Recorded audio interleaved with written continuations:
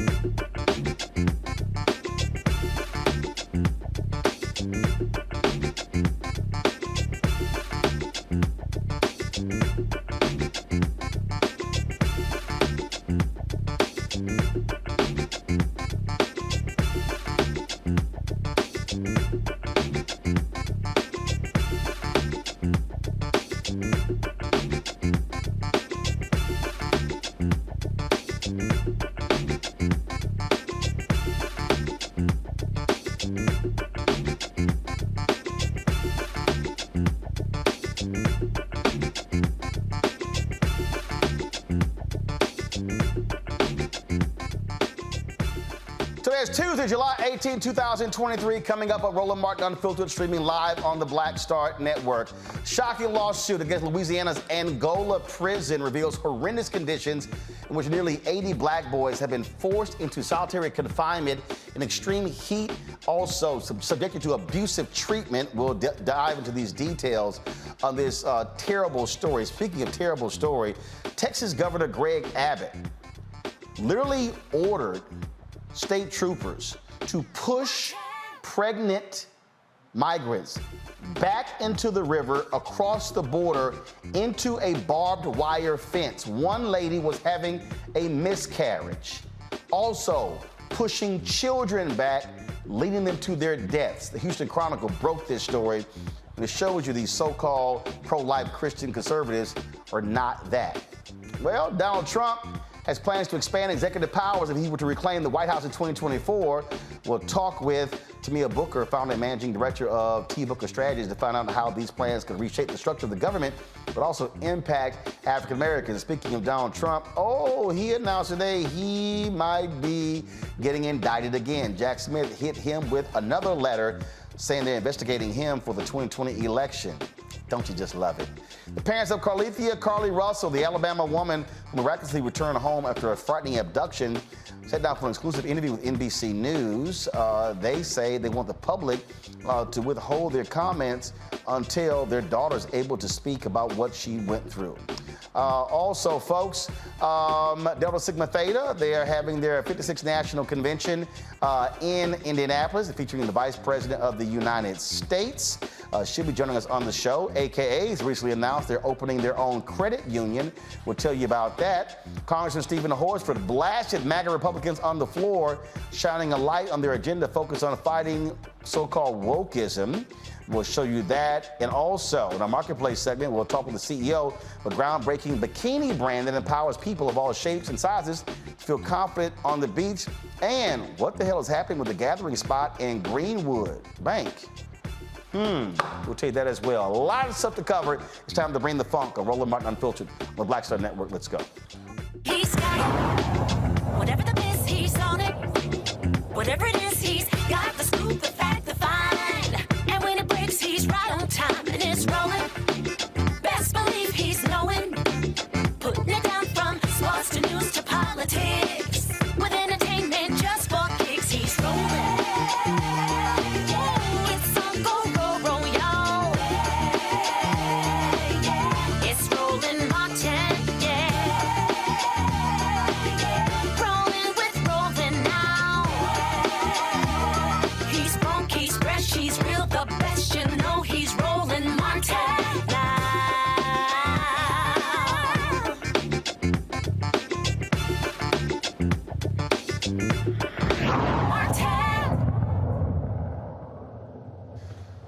Shocking story out of Louisiana. 80 children, almost black, all black boys detained in Angola's former death row building, the nation's largest and adult maximum security prison. Folks reportedly being held in abusive conditions, oppressive heat, also mandatory solitary confinement.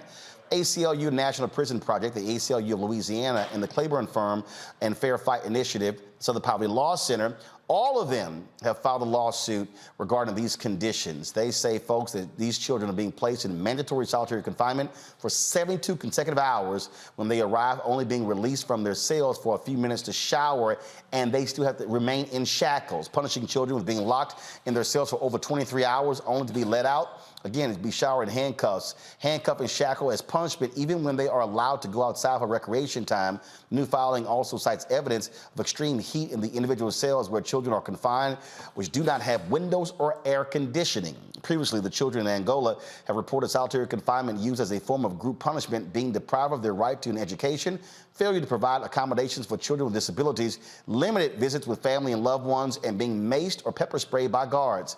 The emergency filing asked the court to order the state to remove the kids from Angola and place them in youth-appropriate, non-punitive settings, barring the state from placing children in adult facilities. Juveniles have been transferred to Angola since October 2022.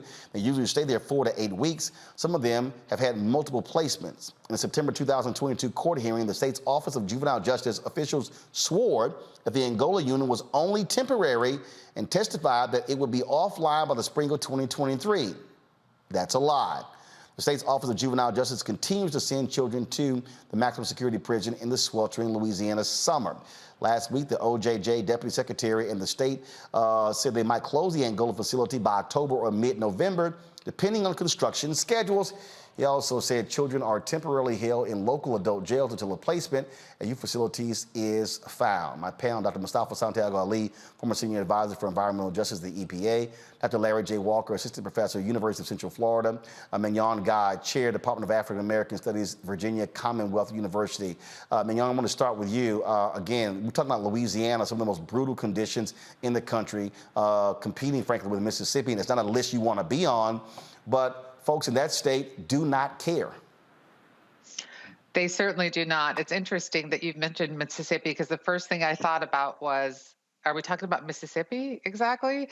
It's appalling what they're doing to these children, and it's child abuse. It's neglect.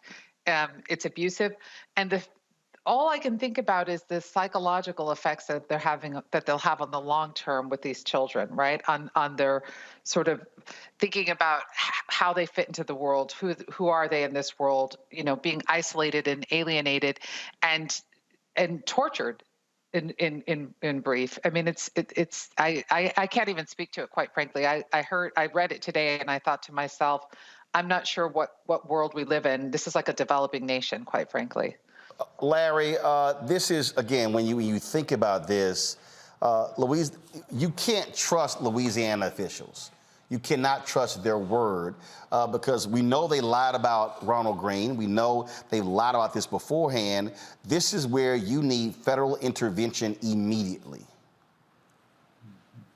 I totally agree, Roland. And the thing about Angola, it has a terrible reputation. I mean, these specific allegations relating to adolescents are certainly new and troubling. But Angola's reputation for years has been similar to discussions we're having right now in terms of the treatment of predominantly Black men. So it breaks my heart for a number of reasons. My colleague just highlighted how traumatic it is going to be for these young men.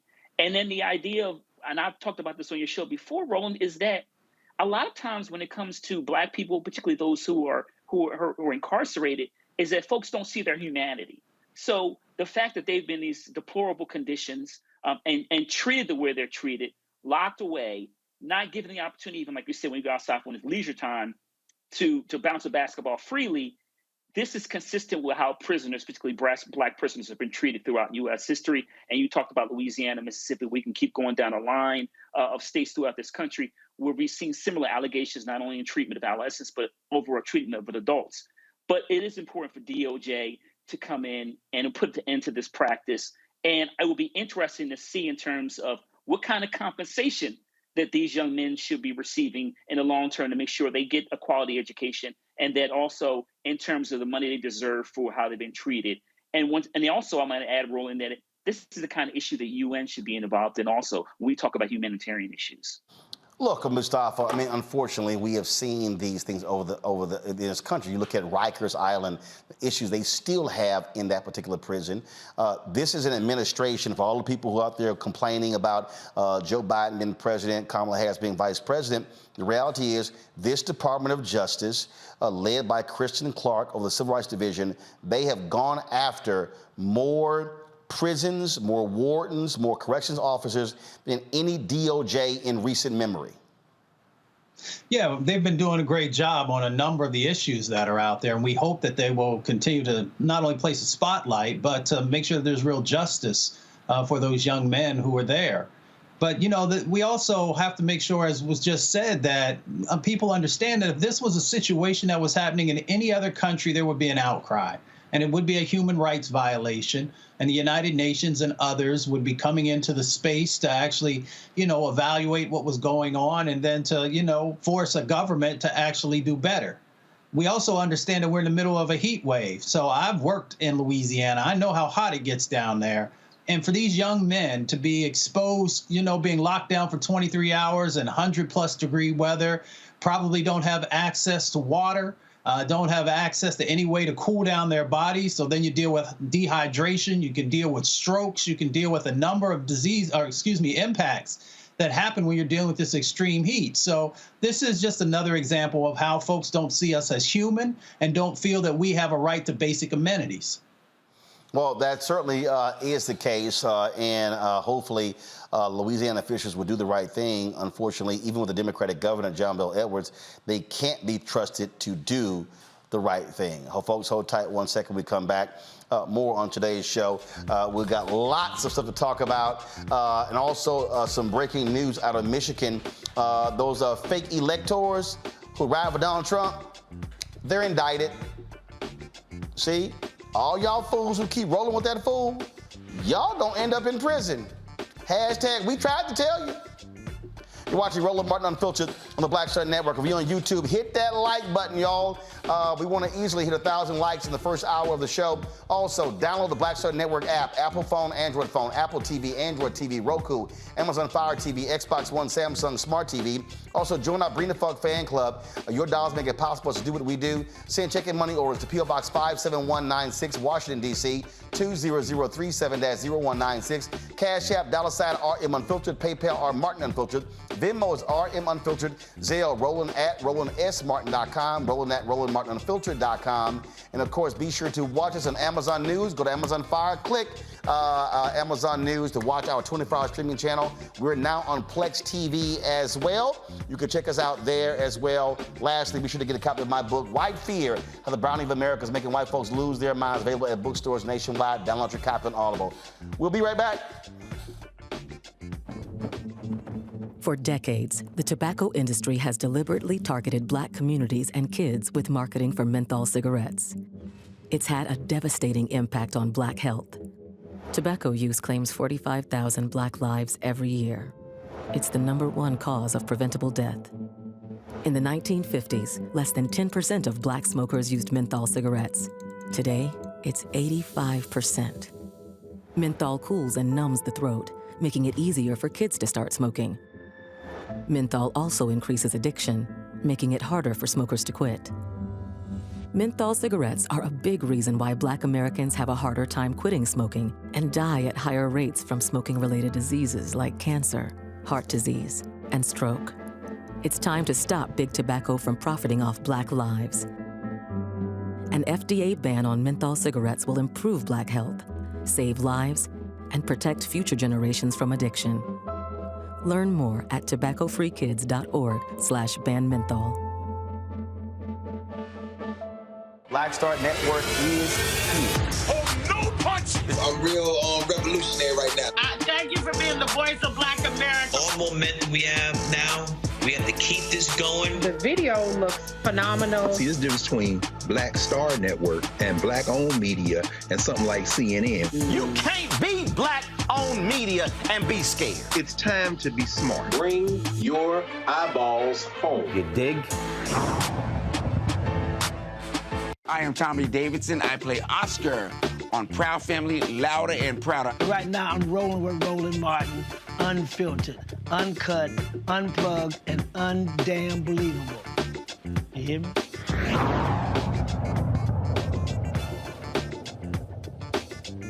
All right, y'all mess around with Donald Trump. You F around, you're going to find out. Guess what? These fools in Michigan have found out this breaking news. It just came down. Michigan is charging 16 electors. These electors, go to my iPad, with a scheme to overturn the 2020 election result. They face years in prison.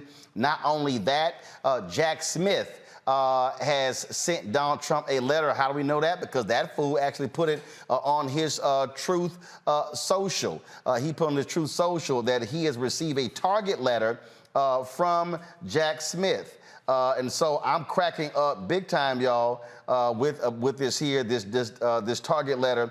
And of course, Republicans, Lord, they are upset, they mad as all get out. Because of this. This is the statement that Trump put out. It's a whole bunch of nonsense because, you know, the man failed at English.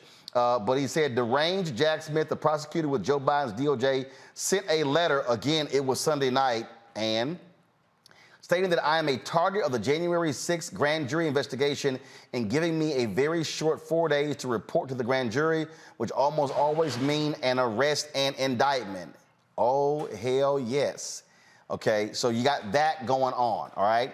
We're still waiting on Fannie Willis, the DA in Fulton County, to come forward with her indictment as well. All of this also comes out as the New York Times report about Donald Trump and his minions making plans to completely reshape the federal government. Now remember, Axios reported this months ago. We talked about it, but this New York Times story makes it perfectly clear how the Heritage Foundation and others, they are spending millions of dollars where they literally want to completely reimagine and, frankly, destroy the federal government. They want to be able to fire thousands of government workers who do not agree with their ideology. They want to assume authority over the FCC, other areas. Donald Trump complains about Biden and his DOJ. He wants to literally use the presidential powers to sick the DOJ on his rivals. Folks, understand what we're talking about here.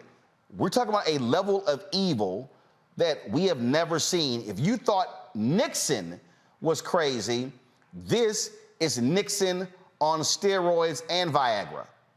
Tamia Booker is founder and managing director of T. Booker Strategies, joining me from D.C. Tamia, people need to understand what's going on here and not play games. What Donald Trump and what these Republicans are talking about, they literally want to create a dictatorship in Washington, D.C., where there are no checks and balances, and they want to punish their political enemies. Yes, that's right. He's literally trying to create a full imbalance of power, and he is making steps to create an authoritarian regime. The former president has unfortunately had a platform still after being indicted and is able to propose a plan, which is, it's still frustrating that he is, after being indicted, after being impeached twice, after inciting a riot, and he is threatening federal government workers. I worked in the federal government for 6 years. You have career civil servants who are in there who are working to protect American people, to help preserve our lives and help us have better clean air, clean water, clean food. And the president is trying to do everything he can to dismantle our democracy. And him being back in power again, and even the thought of him being back in power is dangerous. And him being allowed to actually be able to propose any plans to do any of these things is dangerous, in fact, yes. You have these folks out here like Marjorie Taylor Greene and others, and they're upset. Oh, Kevin McCarthy is saying, oh, how they're weaponizing the DOJ. This is real simple. If you don't do illegal stuff, you don't have to worry about getting indicted. Correct. And the thing here is, there was a time when you had your Republican president who still didn't like the Department of Justice, who he appointed the Attorney General. And he got upset when the Attorney General wasn't doing exactly what he wanted him to do. That is authoritarianism. Like, this is not how our government works. And we have the system of checks and balances for a reason. So these members of Congress, these vigilantes, they're upset because they want people to do exactly what they want to do. But yes, we should work together when it's within the law. And they want to do these things that are not within the bounds of the law or the Constitution. And that's why when they talk and they say things, I get very frustrated, because I question, why they were even elected in the first place. But this is exactly what is happening in the Republican Party. The extremists, those who don't have knowledge on how the Constitution works and how government works, are the ones that are loud and are getting all of this attention and traction. Mustafa, I love these congressional Karens when they start crying. Go to my iPad, please. Letter from Jack Smith saying it's a target of a grand jury investigation of January 6th. Do you have a reaction to that? Yeah, it's absolute bullshit. Yeah, that's my reaction. This is the only way that the Democrats have to beat President Trump, is to arrest him, smear him, charge him with ridiculous charges, all in a cover-up of Joe Biden's crimes, Hunter Biden's crimes. It's unbelievable. It's hard to even recognize that this is our country. The American people are going to be furious. And what Jack Smith is doing is the weaponized government. And he's weaponizing the Department of Justice against President Trump in a complete lie about President Trump and January 6th.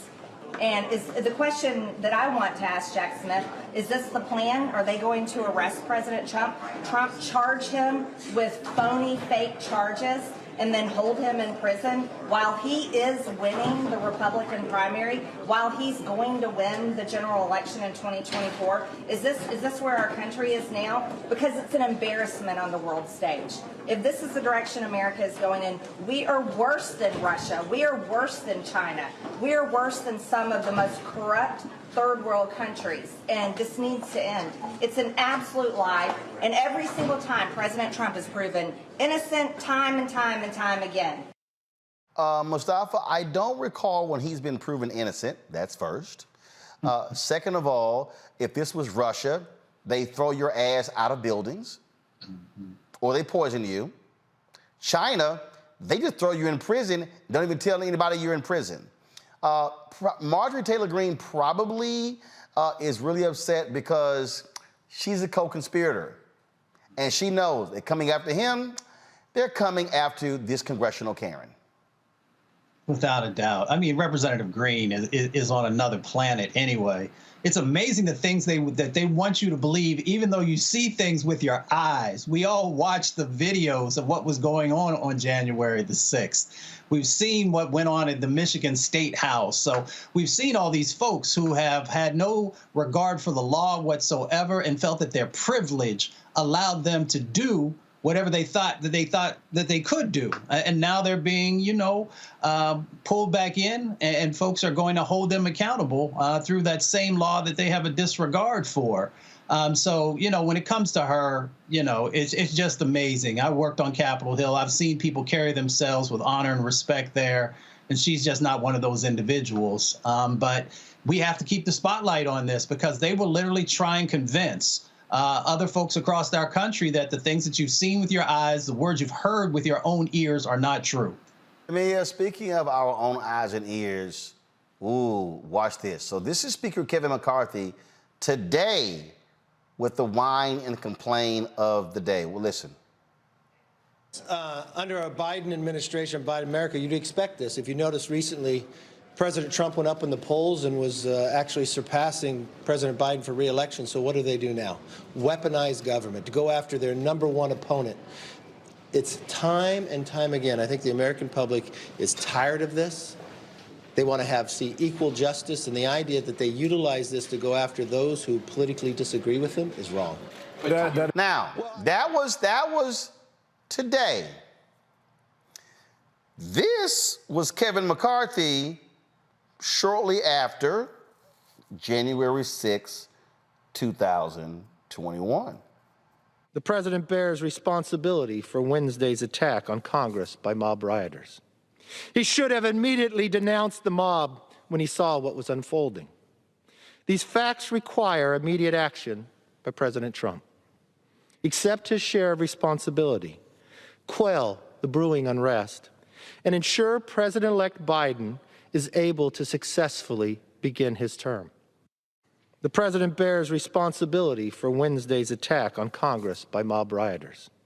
He should have immediately denounced the mob when he saw what was unfolding. These facts require immediate action by President Trump. Accept his share of responsibility, quell the brewing unrest, and ensure President-elect Biden is able to successfully begin his term. The president same dude, same January 6th. Yep, I remember that speech. Roland, we're coming up on an election cycle, and the House leadership for Republicans is hangs in the balance between Democrats and Republicans. And it's like I said before, they are trying to cater to the loud extremists of their base. We see Marjorie Taylor Greene saying what she's saying, and many of those in the party are the ones that are loud.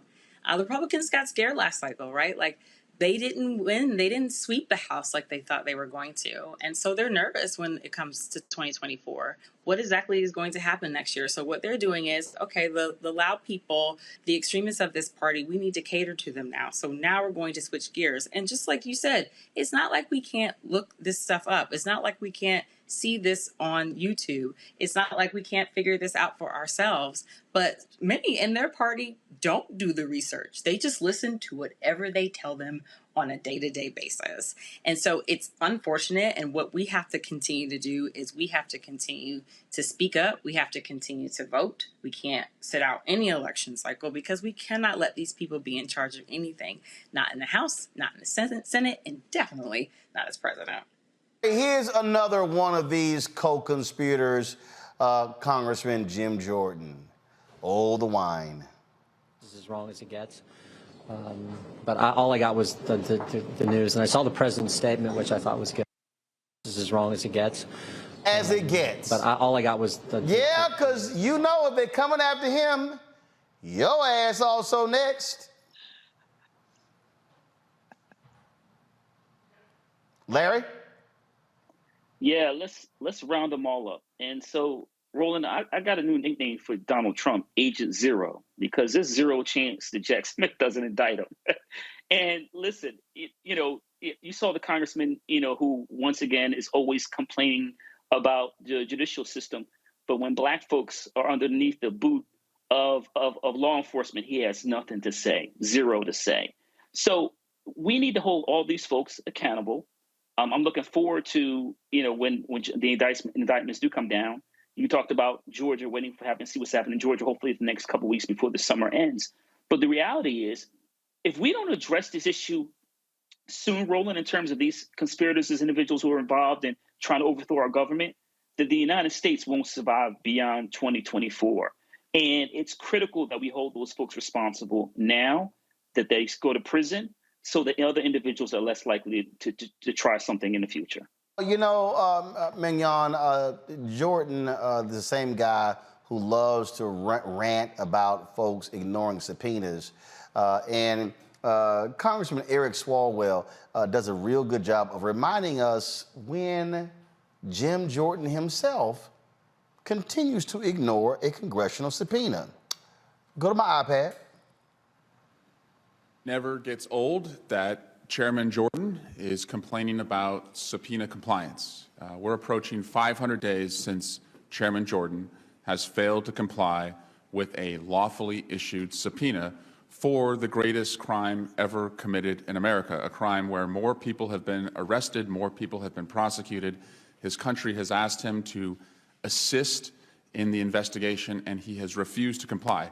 Yet he is all too eager to bring to this committee people who are working hard for their government, working hard for taxpayers, to carry out the mission of Health and Human Services, to carry out the mission of the State Department. He's too good to honor a subpoena, but he has complaints, real complaints about what these hardworking government officials are doing. Again, it's never going to get old. It's never going to be taken seriously. Thankfully, these witnesses are willing to do something that Chairman Jordan is not willing to do, which is actually show up and answer questions. Well, there you go. Mignon, look, it's a whole bunch of Republicans. And remember, Peter Navarro laid out that they had about 100 people who were ready. He's literally talked publicly. They were following the Steve Bannon playbook. They had 100 people ready. Ted Cruz was one of them. They were actively engaged in this coup d'etat. That's why they're freaking out, because they're all are going to have to testify. We hope so. We all hope so, don't we? It's interesting because when Barack Obama was elected president, I thought to myself, Republicans and white people will lose their minds, right? And then by the time Trump was installed, I knew for sure that people lost their minds. And this whole notion of law and order and government, the under the Trump administration, the Republicans actually began to function as if they had nothing to lose. And I think that this is really where they are. It goes down into a bit of the fear of a browning of America, right? They're going all in. And I think that many of these Congress people are actually going to go on the ship with Donald Trump and go all the way down with him. This notion of law and who does it apply to, right? We always thought that there was one set of rules or laws for people of color, people who weren't white, another one for those who are white.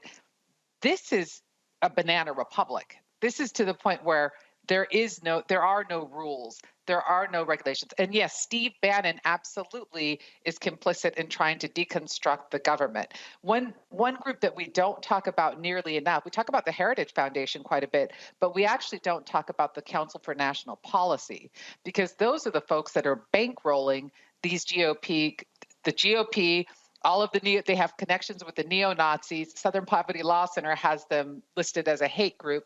If you look at the GOP and the Republican agenda under Trump until the present, you'll see that it aligns directly with the Council for National Policy.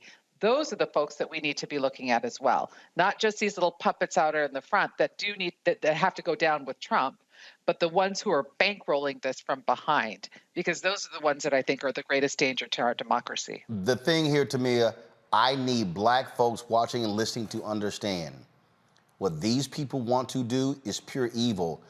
Us checking out of a process is the stupidest thing to do, because what they have in store, what he did the first four years, it doesn't even compare to what they are going to do. And keep in mind, we disproportionately work in the federal government. They want to fire thousands of federal bureaucrats. That means black people. That's correct.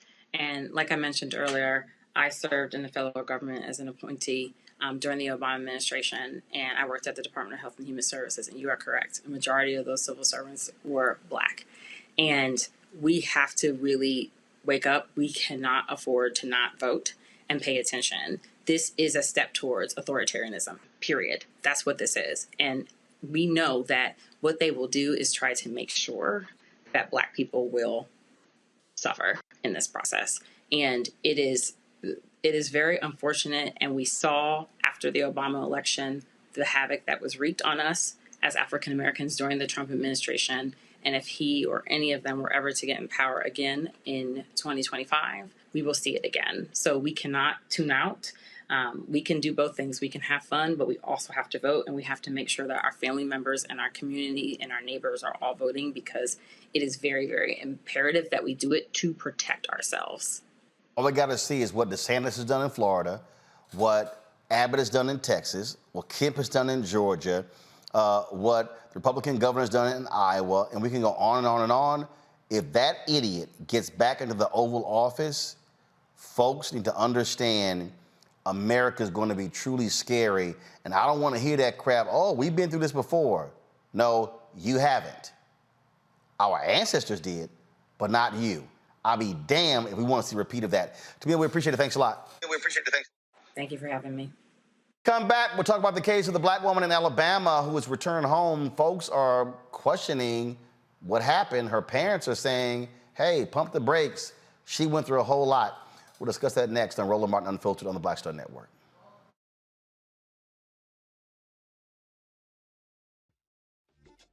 My early days on the road, I learned, well, first of all, as a musician, I studied not only piano, but I was also drummer and percussion. I was all city percussion as well. So I was one of the best in the city on percussion. There you go. Also studied trumpet, cello, violin, and bass, and any other instrument I could get my hand on. And with that study, I learned again what was for me. I learned what it meant to do what the instruments in the orchestra meant to each other in the relationships. Right. So that prepared me to be a leader. That prepared me to lead orchestras and to conduct orchestras. That prepared me to know to be a leader of men, they have to respect you and know that you know the music. You have to be the teacher of the music. You have to know the music better than anybody. There you go. Right, so you can't walk in unprepared.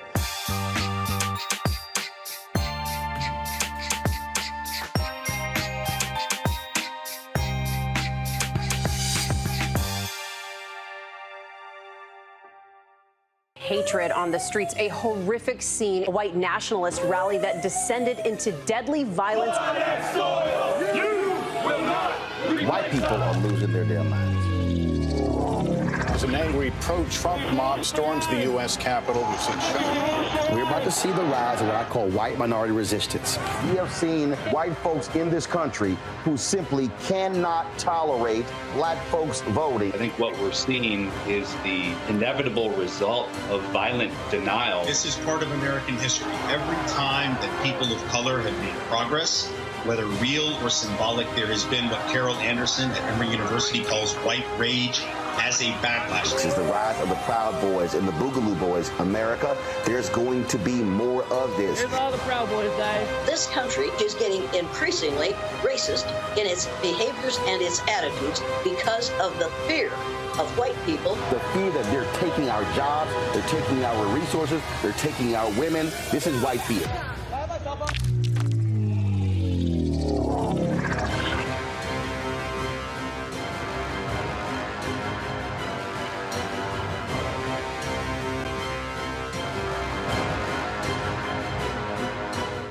Sherry Shepard with Sammy Roman. I'm Dr. Robin B., pharmacist and fitness coach, and you're watching Roland Martin Unfiltered.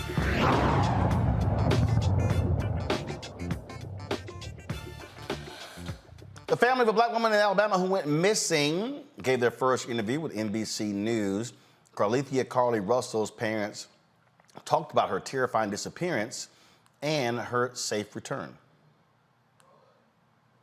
We tried to hug her as best we could, but I had to stand back because she was not in a good state.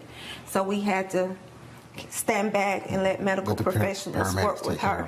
But it's anything leading to the case itself, we can't discuss that. She's having to deal with the trauma of people just making completely false allegations about her. Carly has given detectives her statement so that they can continue to pursue her abductor. Do you believe that there's an abductor still out there? Absolutely.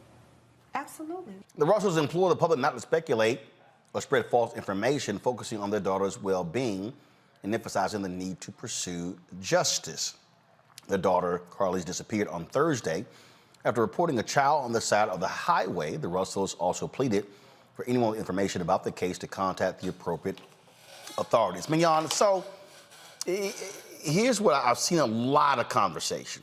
One, I've seen people say that there are a lot of black folks who were calling out saying, hey, report, let's find this sister. Others are saying, okay, well, what happened? Because you just sort of walked back, into the home. But you also think about the case of Elizabeth Smart, who disappeared more than 2 decades ago, and the reaction wasn't the same. Do you believe that folks are making demands of her because she's a black woman compared to how other people who have gone missing have been treated? Absolutely. Absolutely. We have a history in this country of demonizing black and brown women who have gone missing. Oftentimes, we're lucky that we actually even heard about this case because oftentimes they just go unreported. And it's very interesting. And when I was thinking about this earlier, I thought to myself, okay, if this were a white woman, we would give her space. We would give her parents space. We would applaud and we would be joyous and overjoyed that she was returned, that she came home. And the responses on social media that I saw were quite appalling because they were almost as if people were disappointed somehow, right? And suddenly questioning her actions and questioning, where was she and what did she do for this to happen and how was she complicit? Of course, this is again, it's the same thing. We dehumanize black bodies, we dehumanize black people. Some people cannot have compassion for black women and black men, and they're not afforded the same basic humanity and the same dignity and space and grace as other groups. Larry. My colleague talked about, the black body and this idea, particularly in the age of social media, of ownership.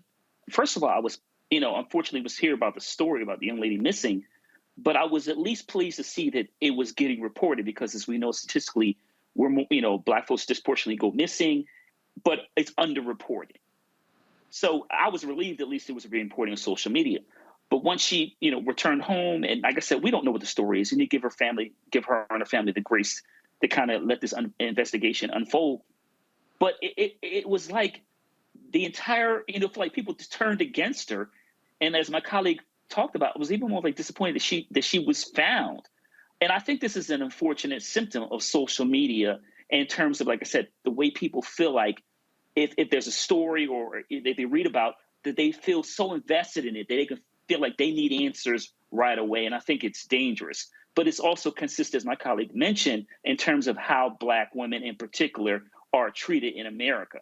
We need to give her space. It must be painful as a parent. I know that must have been very difficult to have that, go on TV and have that conversation and share some of the information. But once again, we need to give the family the room and law enforcement the opportunity to investigate and let her heal and let them find the culprit. But there is an investigation here, Mustafa. And so here's the whole deal. Police are investigating.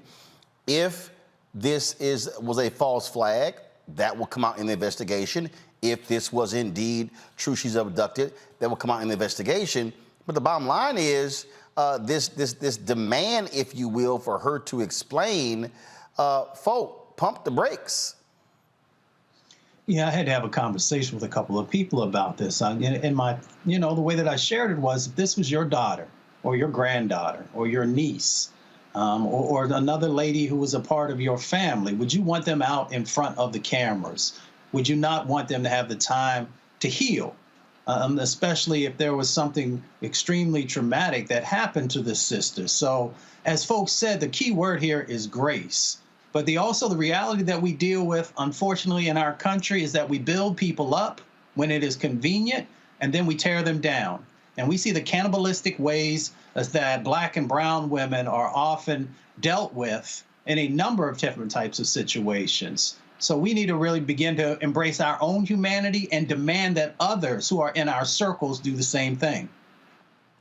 Indeed. And so it's true that we're going to keep paying attention, looking out for, and to see what happens next. But it is, look, what we do know, and we talk about all the time, the number of times when a Black woman comes up missing, how often it does not get attention whatsoever. This was one of those stories. At the moment she came up missing, Mignon, folks were immediately on social media, spreading the word, not waiting on law enforcement, demanding that law enforcement step up and do something. That's right. And it's I mean, that's the good part about social media. And also, there's a dark side to social media, because as quickly as they, put out information to try to find her, that's as quickly as they'll put out negative information against her. But it has power for now until Elon Musk destroys it. It has power to actually, we have the power to organize and to coordinate and to activate individuals and to, like you said, to force law enforcement to pay attention, because this has actually happened previously in other cases as well. One of the things that I was thinking about, and it's digressing a little bit, but one of the things I was thinking about was during COVID, the Black men that were missing around the country. And the only reason why law enforcement, some of them in California, one in New York, the only reason why law enforcement came out into the public and actually spoke about it was because people were rallying on social media. So we can use this for good, and we can harness our own power to try to force authorities or force justice in ways that we may not be able to otherwise. And the beauty is that we can catalyze individuals across the country and virtually shame law enforcement into action. Indeed. Speaking of shame, Congressman Stephen Hosford, let's just say he had a whole lot to say to shaming these stupid Republicans who whine and complain about wokeism. These fools can't even define it. And so the chair of the Congressional Black Caucus, he simply had enough of these idiots. And that same senator went on to say he thinks that white nationalists aren't racist. Well, what are they then? MAGA Republicans have made it their entire political agenda to fight against, quote, wokeism. Every time they use the word woke, I think they mean black. They want to ban diversity. They want to ban equity and inclusion programs and erase black history from the classrooms. Ironically, what Representative Crane's comments made clear is that the very diversity, equity, and inclusion programs that they fight against are necessary. They're necessary in boardrooms, in our schools, in the halls of Congress, and yes, in our military, which grows more diverse every day. In fact, more than 40% of our service members today are service members from a broad array: African American, Latino, Asian American, Pacific Islanders, who are serving our country and do not deserve to be called anything other than honorable. Mustafa, he ain't lying. When they say woke, they want to say black. Exactly. Everybody knows what's going on and what time it is. I appreciate Representative Hosford because, you know, he don't play with folks and he doesn't allow the erasure. He doesn't allow the erasure of our history, of the programs that are so critical for the sustainability of our community, or any of the other aspects that are just so necessary and so important. So I appreciate them. But, you know, each and every one of us also have a responsibility to check this foolishness that they keep doing, because when you allow these seeds to not only be planted, but then to be watered time and time and time again, and that's what you see with folks like Marjorie Taylor Greene and the rest of that crew, and if you don't push back, if you don't put a spotlight on it, and if you don't pull those roots out of the ground with the untruth that they are sort of growing in, then you just allow, you know, all these negative things that continue to happen in our country. So I appreciate Representative for standing up and doing the right thing. Larry, they have to be challenged at every turn and must be put on the defensive. Absolutely. Woke, aka anti-blackness, because that's all it is. And, you know, it's interesting in terms of woke and then cancel, how these are phrases that originate in the black community. We know that New York Times and other newspapers have really good articles about what this terminology has evolved. But what happened is Republicans, they've reconceptualized it and weaponized it against black folks. So term like woke, which means someone who's aware, right, who's invested in the black community, has now become some kind of, they've bastardized it and created some concept that relates to something where they're trying to say is anti-democratic, but it is really rooted in anti-blackness. We have to continue to attack these folks, force them to define it, and then educate them. Well, no, not educate them, clown them, because we cannot allow people to continue to take things that are rooted in the black community, turn it around, like I said, then weaponize it and use it against us and pass federal laws at the federal and state level. You know, Mignon, you can always count on the fools to always expose themselves and show exactly who they are. I count Governor Ron DeSantis as one of those people. And so this very issue came up. It was an interview that was being conducted. And watch this exchange, because he embodies what we're talking about. It surveyed people, I think 16 to 28 barriers to service, and beyond the ones such as don't want to die, don't want to be injured, don't want to be away from my family. The biggest issues were the number 2 issue: women and racial or ethnic minorities are discriminated against in the Army. Wokeness is listed here, but it's only number 9. So that would suggest that wokeness is not as big. Well, but I think there's an issue about, like, not everyone really knows what wokeness is. I mean, I've defined it, but a lot of people who rail against wokeness can't even define it. And so I think it's a sense of, this is not something that's holding true to the core martial values that make the military unique. And I can tell you, the veterans, you don't have to look far and wide. Go to a VFW hall, go to an American Legion. There's huge amount of concern about the direction that the military is going with all this. And here's the thing, things like DEI and all that stuff, it hasn't worked in other aspects of society. It very well may be on the constitutional chopping block in light of the Supreme Court's decision on racial discrimination in higher education. And so it's not a model that I think is going to be successful in the military. And so we're going to do what has been successful in the past, and I think you're going to see better recruiting as a result. So the Pentagon says that they do try to achieve diversity in recruiting, but not when it comes to promotions, that's all merit-based. Well, I mean, I think that we have seen standards watered down in different situations. I think that that's probably not accurate. Obviously, they're going to say they're doing a good job. I mean, we get that. That's going to be their thing, but I don't think that that's in tune with reality. Mignon, I kind of recall a racist past in the military. Second of all, to listen to this idiot, Ron DeSantis, say, oh, this doesn't work for our military. And then he cites the Supreme Court's affirmative action decision. Correct me if I'm wrong, but did not the same Supreme Court allow it to be maintained at the military universities because they said there's a compelling national interest to have affirmative action in the military academies? So this same Supreme Court actually said, Ron DeSantis, no, we need it in the military because we need black bodies too.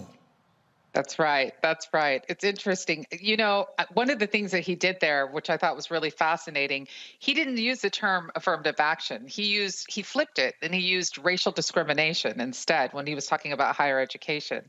And yes, the Supreme Court absolutely stood by, yes, we can have black bodies on the fields, we can have black people giving their lives, but we cannot have them in higher education at the same rates as other folks.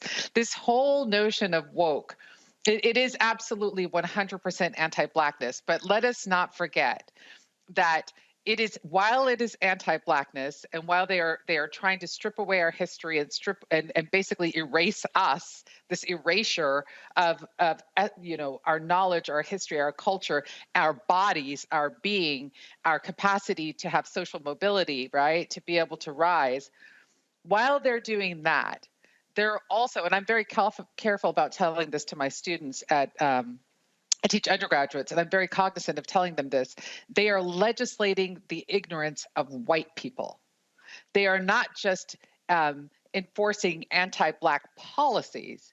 They are legislating the ignorance of white people. All of these issues around critical race theory and around wokeness and all of this and banning books came up after George Floyd. And it came up after they saw too many white children, white young people standing hand in hand fighting against racial injustice with black people. And then all of a sudden you saw them lose their minds, right? And so now they're just going at it in every capacity that they can. Wanted to go for the military. They're like, whoa, whoa, whoa. We don't want our boys to go back there. We want to make sure that those other ones go out there first, right? So there is this, it's really complicated and complex. There is this inherent anti-blackness that is woven in here, but there's also a very concerted effort, especially with these book bans and everything else. There's a concerted effort to legislate the ignorance of white people so that they don't understand how this anti-blackness also undermines their interests. Mustafa, this is, I know you got to go, but I want your comment on this. This is a piece that's in the Washington Monthly. Go to my iPad. In the ruling, Chief Justice John Roberts, writing for the majority, noted that the decision, quote, does not address the use of race-conscious admissions policies by service academies like West Point. He justified the exemption by referencing, quote, the potentially distinct interests that military academies may present, unquote. But the move was widely seen as a politically expedient, a way to outlaw affirmative action in civilian settings without antagonizing the military, an institution voters revere. In an amicus brief to the court last fall, 35 former leaders of the armed services warned that prohibiting the use of modest race-conscious admissions policies would, quote, impair the military's ability to maintain diverse leadership and thereby seriously undermine its institutional legitimacy and operational effectiveness, unquote. So here you got DeSantis trying to say, yeah, some of these black and brown people, they got promotions they really should not have, when, I'm sorry, the Marines just got their first 4-star black general. Tommy Tuberville is holding up only the second African-American to be the head of the Joint Chiefs of Staff. When our frat brother, who was going to assume that, he was the first African American to be the Air Force Chief of Staff. So it ain't like the military has just been loaded with black and brown 3- and 4-star generals. Exactly. You know, once you strip off the veneer of folks like Ron DeSantis and Abbott and the rest of them, you get to really see who they are, what they stand for, and their anti-blackness. It is a part of this strategy that we've often talked about that's been going on now for decades that is now playing out. And, you know, when we look at what the folks in the military side of the equation are doing, you can take that exact same language and apply it to other universities who are also looking to be able to make sure that they are meeting the needs of the 21st century. You can take that same thing and overlay it into corporations, since now they're going after corporations as well, and saying that if you focus on diversity, or if diversity is a part of the criteria of your decision making, then you're going to have to deal with us. So we see who you are. Yes, your sheet is showing, and we know where you're coming from. But we're going to continue to fight. We're going to continue to organize. And we're also going to continue to have white brothers and sisters, those young ones, standing hand in hand with black and brown folks, saying that the 21st century is going to look different than the 20th century. And your ways of doing things no longer have utility or meaning in the lives of Americans moving forward. Absolutely, absolutely. Mustafa, I appreciate it, bro. Thank you so very much. Tommy, Christopher with Mediaite is going to be joining the panel in the next hour when we come back. More to talk about, drama with the gathering in Greenwood Bank. Also, did y'all hear the comments Marjorie Taylor Greene had to say about blasting what the Biden administration is doing for rural Americans? Well, the Biden folks didn't take him long to flip that script and turn it into an ad. We'll show you that.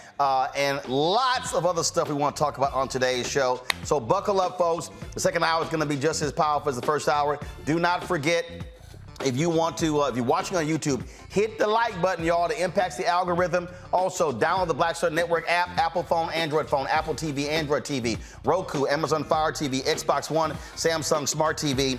And of course, we want you to give to our Bring the Funk fan club. Your dollars make it possible for us to do what we do. So send check and money orders to P.O. Box 57196, Washington, D.C. 20037-0196. Cash App, $RM Unfiltered. PayPal R Martin Unfiltered. Venmo is RM Unfiltered. Zelle is Roland at RolandSMartin.com. Roland at RolandMartinUnfiltered.com. We'll be right back.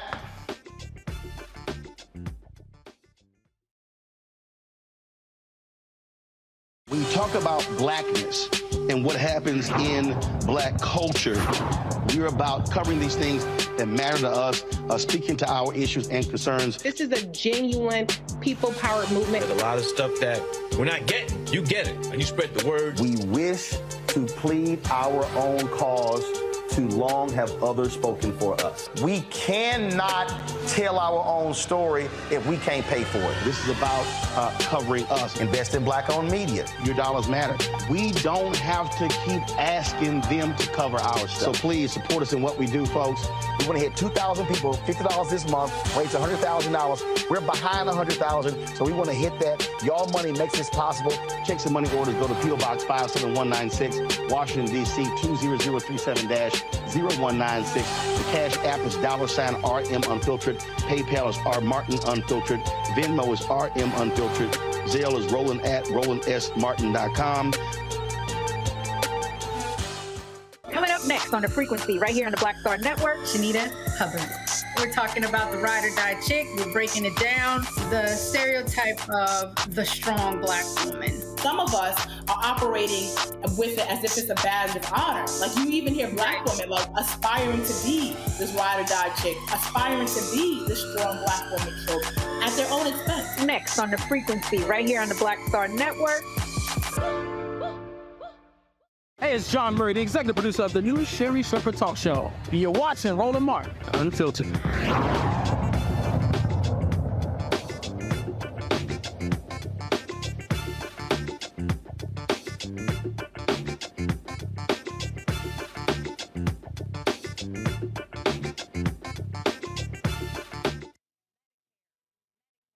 Reunions. And he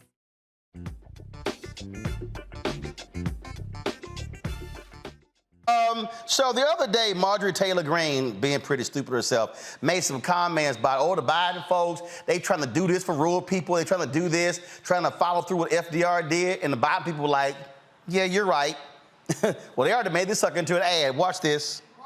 Biden had the largest public investment in social infrastructure and environmental programs that is actually finishing what FDR started, that LBJ expanded on, and Joe Biden is attempting to complete. Programs to address education, medical care, urban problems, rural poverty, transportation, Medicare, Medicaid, labor unions. And he still is working on it.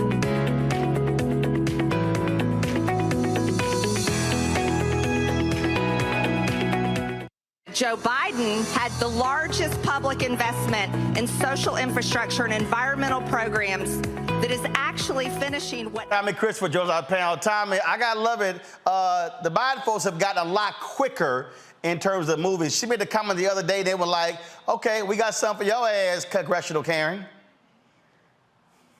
Yeah, they are. They're getting a lot better at it. And, you know, I think that part of that has to do with the fact that she's got such a great team sort of, you know, sticking up for her and, you know, just looking out for her.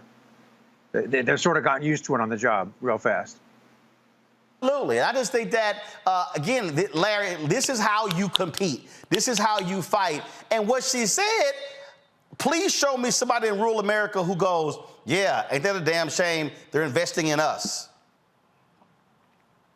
Shout out to the Biden campaign folks. As someone, you know, former congressional staffer and someone who worked on a number of campaigns, rapid response. This is exactly what I'm looking for, and they need to stay aggressive. So it's interesting, Roland. She talked about, he talked about, rural poverty and some of the other things that I talked about. Obviously, I think a week or two ago, the Biden administration announced the money for broadband. Obviously, passed the infrastructure bill. These bills and the Inflation Act. These are all bills that have a positive impact on the lives of working class Americans. I'm glad they cut the ad. It makes no sense to me if you're a Republican to kind of list all these things. And we know after that, she started saying a bunch of crazy things. But she literally listed everything that people who are working in America, 9 to 5, these are exactly the things they were hopeful. She talked about rural and urban communities that need the resources that the Biden administration has fought for hard and got the House and Senate to pass to ensure that people can take care of their kids. Like I said, inflation has dropped for the last 12 months, and also to focus on Black unemployment. I love it, Mignon. They were like, yeah, appreciate that. Thank you for saying what we're doing. Exactly. I couldn't even, I don't even understand what she was thinking when she was saying these things. Someone didn't write her speech very well. Well, yeah, fair enough, right? I think that someone obviously didn't write that speech for her because, and then the intonations, education, as if somehow it's a bad thing, right? And then she goes on to the medical care. But then when she said urban, she's like, urban, rural, This woman is bonkers. And yes, mad props to the Biden administration and to his staff who picked up on it immediately. As my colleague said, rapid response is exactly where we need to go. And it's beautiful because it shows such a contrast between the ideology and what the GOP or the Republicans are supporting, because they can't roll that back, right? She said it. They'll try, but she said it, and they'll play it over and over again. But it shows such a contrast between the Republican support of big business and Joe Biden and his administration's focusing on the working class people. It's strange. She basically attacked him for working or moving forward the basic tenets of any sort of modern Western civilization.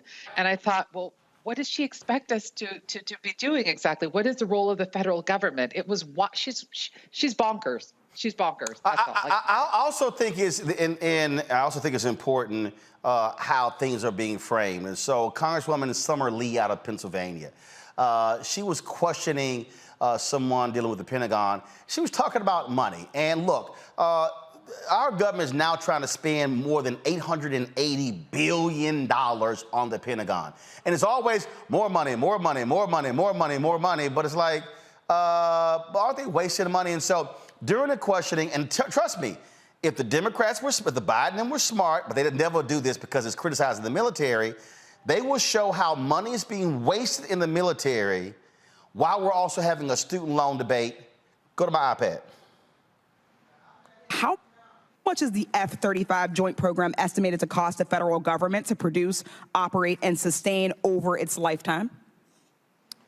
I believe the GAO cited that figure. I don't have it in front of me, but we can get that for you. It's about $1.7 trillion, enough to completely eradicate student loan debt. According to the Government Accountability Office, between May 2018 and October 2022, about 1 million F-35 spare parts worth $85 million were, quote, lost, just vanished. Losing millions of dollars in assets is unacceptable.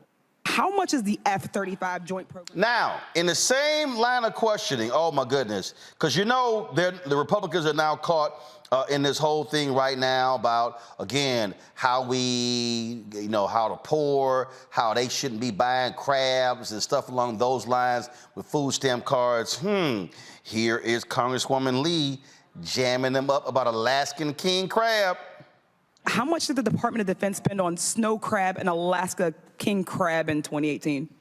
I do not have that amount. According to Open the Books, it was $2.3 million. Do you know how much the Pittsburgh City Council spends each year serving the county's unhoused population? Only $1.2 million, but they're certainly not being served Alaska king crabs.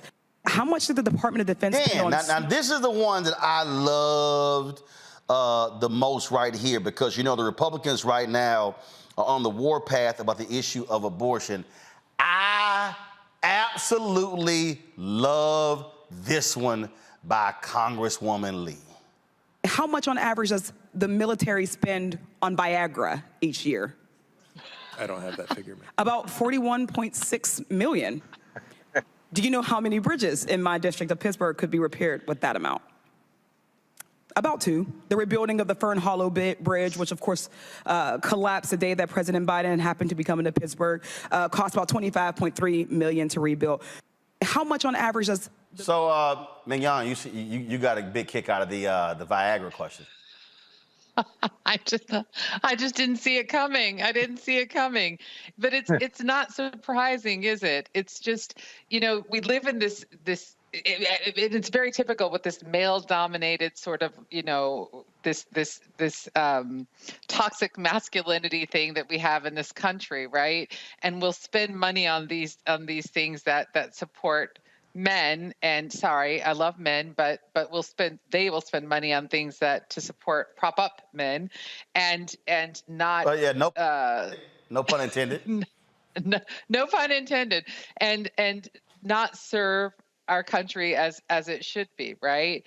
I mean, it's fascinating to me because we're talking about, you know, not permitting military service people to travel for medical care, which could be abortion in this case, but we're going to spend millions of dollars for Viagra for men to produce these children that the women may have complications in their pregnancy and cannot do anything about.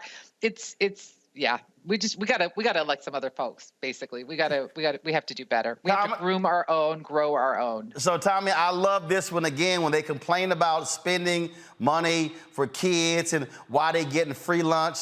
Congresswoman Summer Lee hit it on the nail. Go to my iPad. Yeah, I mean, how much did the 2023 National Defense Authorization Act authorize for shipbuilding? I do not have that particular figure. Yeah. The total amount of contract obligations in 2022 was over $400 billion. For shipbuilding, it authorized $32.6 billion. Do you know how many school lunches that amount could provide to hungry children in America, where for the 1 in 8 children who go to school hungry, that may be the only meal they get? All of them, and then some. The school lunch program cost $28.7 billion in 2022. Mr. Tenaglia, right there. That's how you do it, Tommy. That's how you make the contrast. Yeah, and can I just say that, you know, the other nice thing about a bridge is if it stays up for more than 4 hours, you don't have to call your doctor. So there's that. Oh! All right. I see you with the Viagra jokes, you and Mignon. Yeah. Yeah, no, you're right, and this is the thing. You're absolutely right that the White House is not in a position to make contrasts like these, but that's why it's important. I've always been on the side of the activists and people who are to the left of whoever's in the White House. That's why they're important, because the White House can't argue against the defense. It's political suicide. But people on the outside can push and use those contrasts to advocate for things that the rest of us need. Again, who was it? Was it FDR that used to say, like when the activists would come to him and say, we want this, this, and this, he would say, well, make me. So people like Summer Lee are making them. Well, absolutely. And that's exactly how you're supposed to do it, Larry. And that's how, again, you also educate the public who doesn't understand these things about the budget. Roland, it's a dirty little secret as a former congressional staffer about that DOD budget and all the waste. I mean, that's been known for years. But you're right. We don't, people don't, we're not teaching this in pre-K through 12 schools about government waste. I mean, you hear certain politicians on both sides of the aisle mention it, but they don't provide specific examples and educate the populace like you saw in that hearing. And this is a perfect place. And obviously, we're playing it right now and discussing it. But I don't think the most Americans have no idea how much DOD spends on aircraft or various other, certainly snow crab legs. So, but people don't know that. So educating the public through hearings and various other ways is a really important way to do it. But it's interesting to hear about some of the line items she described. But I got to tell you, Roland, looking at the DOD budget in the past, there are things in there, they're spending money on things that most Americans have no idea. And we do have to spend more money on like childcare and making sure that women have the support systems they need in terms of when it comes to pregnancy-related deaths of Black women. These are all other important issues that we need to make sure we take care of, and we don't do that. All right, folks, hold tight 1 second, going to a break. When we come back, Illinois Supreme Court allows them to get rid of cash bail. We'll talk about that. And don't forget, we'll also be talking about the AKAs launching a credit union, and Delta's having their convention in Indianapolis. We'll be talking with their president. Vice President Kamala Harris is going to be coming to speak to them as well. You're watching Roland Martin Unfiltered on the Black Star Network. Next on The Black Table with me, Greg Carr. We featured the brand new work of Professor Angie Porter, which, simply put, is a revolutionary reframing of the African experience in this country. It's the one legal article everyone, and I mean everyone, should read. Professor Porter and Dr. Valeethia Watkins, our legal roundtable team, join us to explore the paper that I guarantee is going to prompt a major aha moment in our culture. You crystallize it by saying, who are we to other people? Who are African people to others? Governance is our thing. Who are we to each other? The structures we create for ourselves, how we order the universe as African people. That's next on The Black Table, here on the Black Star Network.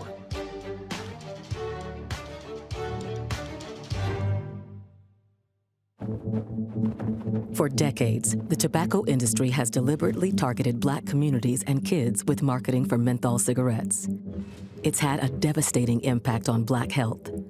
Tobacco use claims 45,000 Black lives every year. It's the #1 cause of preventable death. In the 1950s, less than 10% of Black smokers used menthol cigarettes. Today, it's 85%. Ban menthol cigarettes. Save lives. My name is Lena Charles, and I'm from Opelousas, Louisiana.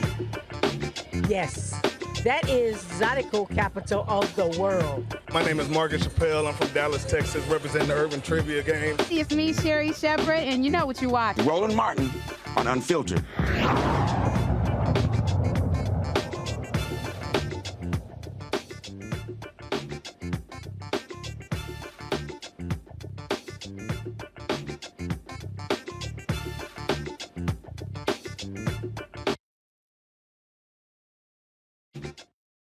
All right, folks, cash bail in Illinois. Supreme Court says the state can move forward in outlawing it. This has been a huge issue all across the country, impacting criminal justice reform. The governor, J.B. Pritzker, he welcomed the decision, said it marked a transition to a more equitable and just Illinois. Again, this has been talked about in many places around the country. Republicans have been criticizing efforts to end cash bail. They've been, of course, in Harris County, where Houston is. This was one of the issues that was also being talked about because a lot of folks, criminal justice reform advocates, say this has been part of the problem where folks who simply can't afford are sitting in jail for months, even years, awaiting trial. This new system focuses on the individual's danger to the community rather than the ability to pay for their release. Larry, again, this is controversial when it comes to the left and the right, but this is a good move because there are some people with petty crimes. They shouldn't be sitting in jail for 6-9 months. No, they shouldn't. And Roland, we have plenty of examples where rich folks just don't have to worry about it. And this is really important. And you're right, there's been criticism about, eliminating cash bail throughout the country. But this goes back to something you say frequently: elections and the implications of what happens after you vote, and whether you vote Democrat or Republican. This is critically important to make sure, like you said, that those underserved, marginalized populations aren't spending weeks, months in jail, losing their jobs, childcare, all the other issues, housing, all the other societal challenges they could create for someone who may be innocent. That's one of the things I think we lose sight of in terms of those individuals in the criminal justice system, is that just because you're arrested doesn't mean you're guilty of a crime. But once again, there's always a relationship between criminality and being Black in America. Absolutely. Tommy, obviously, the people on the right are going to be upset by this, but for the governor to make this state law, this is a lot different than different cities making this their policy. Yeah, and I do think, of course, they're going to have the reactionaries that are going to react. It's what they do. But what I find encouraging about this is, Roland, guys our age, we remember, it wasn't long ago that, a Democrat could never, it would be really hard for a Democrat to say, I support, doing away with cash bail. And now we have a president who campaigned on it. And I think that's just remarkable. And, yes, like a lot of the things that he campaigned on, especially to do with crime and criminal justice, it's stalled because we don't have quite enough of a majority. We don't have quite enough majorities in the Senate, and we don't have a majority in the House like we should. But the fact that, the world is safe for Democrats to say these things is a huge step. And I know it's not as big as actually getting it done, but it's big. Also, it helps when you're a billionaire governor, Mignon. It does. It helps when you're a billionaire governor. I think, though, that one of the things that I want to be cognizant of is that the impact is going to be. This is a huge issue, and it's a really important issue, but the impact could be different on different groups, right? So when we think about the number of Black women, because, we always think about people being incarcerated, we think about Black men. We also have high proportions of Black women that go to jail for a variety of reasons, and single moms in particular. So when these women are sitting in jail for extended periods of time, who's caring for their kids? Not just childcare, but who's caring for their children? We have individuals that are sick, that are ill, that have health issues that are exacerbated when they're sitting in jail because they cannot afford to post bail, right? That becomes sort of punitive. We're layering issue on issue on issue and making it more difficult for that person to be well, healthy, and successful when they come out, particularly if they were actually innocent to begin with. So yeah, it's nice to see a billionaire governor do this for someone, and it's even more promising that we're able to have this conversation so that we can have larger conversations about criminal justice reform in this country. So this is a good step in the right direction. Are we there yet? In terms of having proper justice for all groups? No, we're not there yet, but this is a nice step in the right direction. Well, and to understand, we talk about impact on these things. I'm sitting here again. I'm looking on Twitter right now. Let me pull this up. Amisha Cross, who's been on our show a number of times. This is what she posted. She said, "My mom passed in jail, suffering from a mental health condition plus cancer. If the cash bail system wasn't in effect, her final months could have been spent with our family. I devoted a great portion of my career to ending cash bail and reforms in the pretrial justice system. That's what you're talking about, Mignon. Absolutely, absolutely. And then think about the percentage of the people who actually are arrested and go to jail that have these mental health conditions, because we know that we don't have our mental health system is, as my students say, trash in this country, right? So we constantly, what do? Instead of treating people, we incarcerate them. We put them in jail. They don't have their medications. Their health issues become exacerbated. And then people lose family members, as we've seen in some of your previous shows.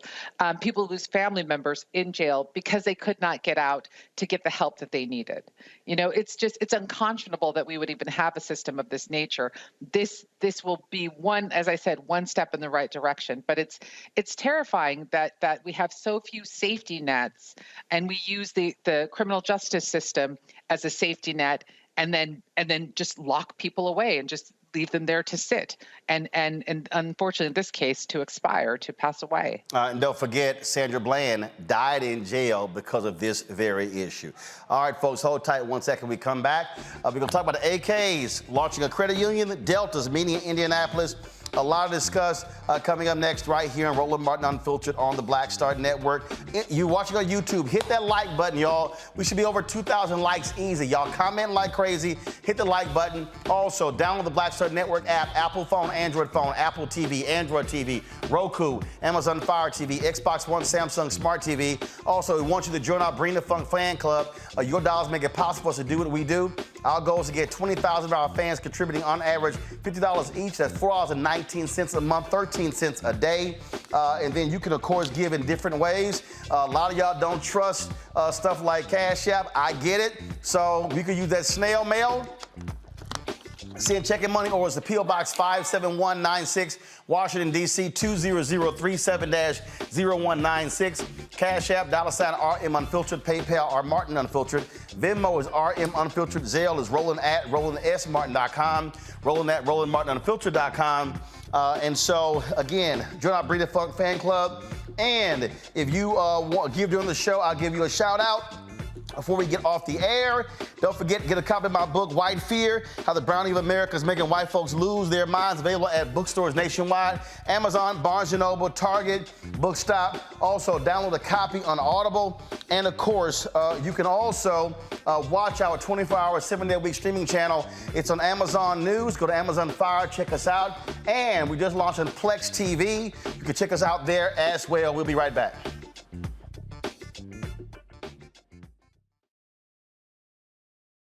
On the next Get Wealthy with me, Deborah Owens, America's Wealth Coach, Dexter Jenkins is a faith-based financial mentor with more than 20 years in the financial services industry.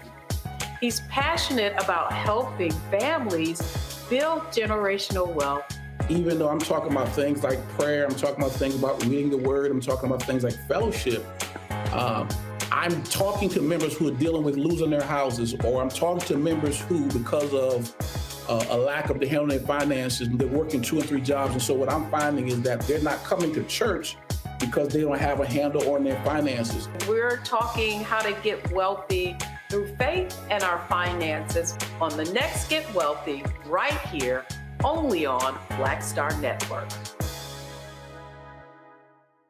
On the next A Balanced Life with Dr. Jackie, we're talking all things mental health and how helping others can help you. We all have moments where we have struggles, and on this week's show, our guests demonstrate how helping others can also help you. Why you should never stop giving and serving others on a next A Balanced Life here on Black Star Network.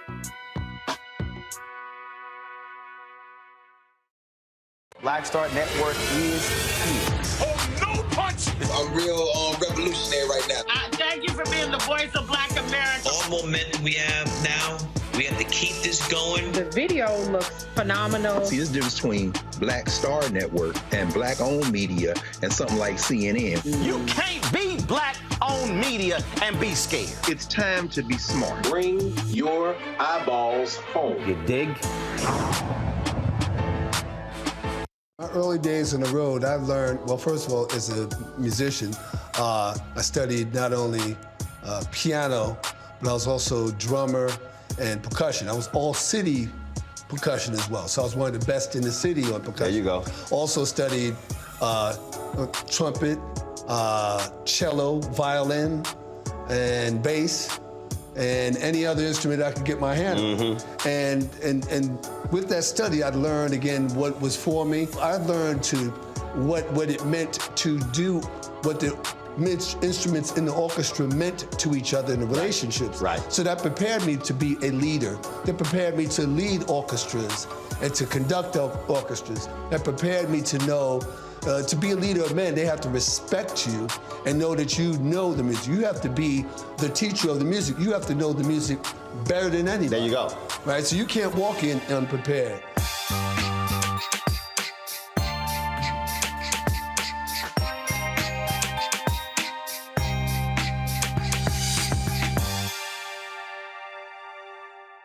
Hatred on the streets, a horrific scene, a white nationalist rally that descended into deadly violence. White people are losing their damn minds. As an angry pro-Trump mob storms the U.S. Capitol, we've seen We're about to see the rise of what I call white minority resistance.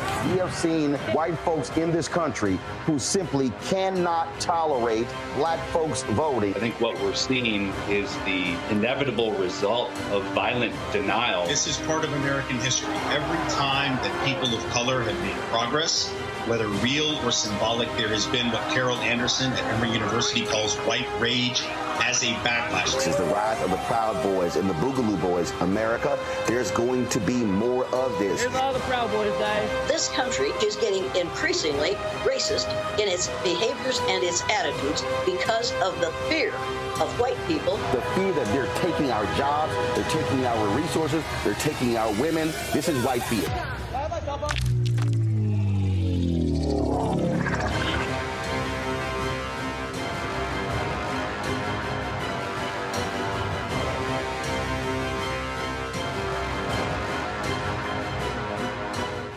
Hi, my name is Freddie Ricks. I'm from Houston, Texas. My name is Sharon Williams. I'm from Dallas, Texas.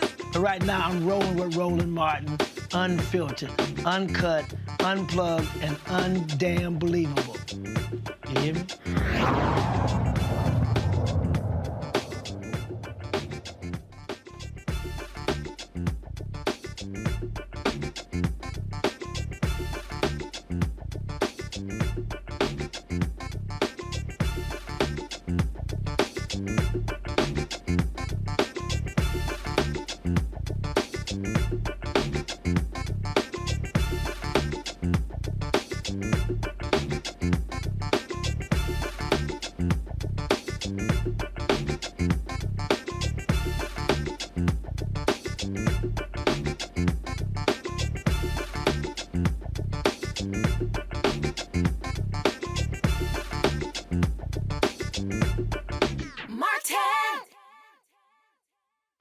All right, folks, welcome back to Roland Martin Unfiltered. So a bunch of y'all, I saw your comments, and y'all wanted a little bit more of Reverend Frederick Haynes III when he spoke Sunday in Chicago at the big name president of Rainbow Push Coalition. And so I just want to play a little bit. We played some of his speech on just the other day, so I want to play a little bit more, and then we're going to come with our panel. So here's some of that right now.